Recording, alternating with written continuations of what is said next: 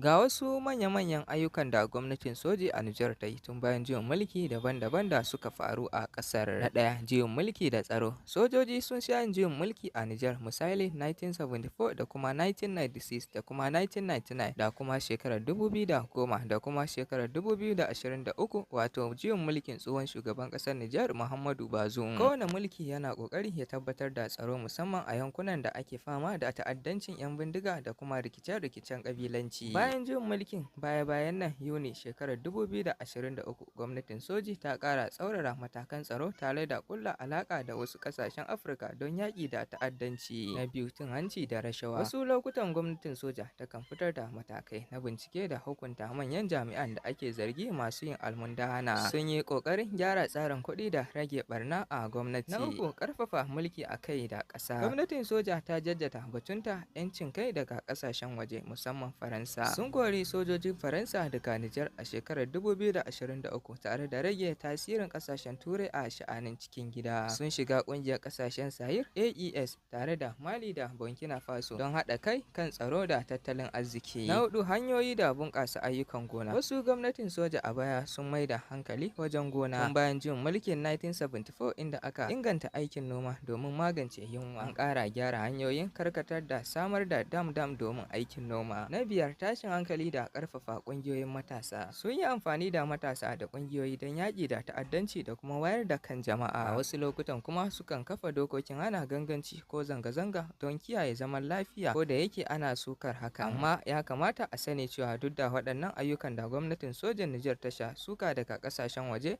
da cikin gida saboda take hakkin ɗan adam, rashin walwala da 'yancin siyasa da kuma jinkirin komawa mulkin farar hula. So wannan su ne abubuwa guda biyar da gwamnatin sojojin jin mulki ta yi na Nijar tun bayan jin mulkin da suka gudanar. Kana haka, in kuna da wani abu da kuke son mu kawo muku dangane da mulkin Nijar, za ku ajiye mana ra'ayinku a cikin comment section tare da danna mana subscribing a wannan tasha tamu mai albarka. Sai mun sake kasancewa da ku da cikin wannan shiri namu na labarai. Nagode.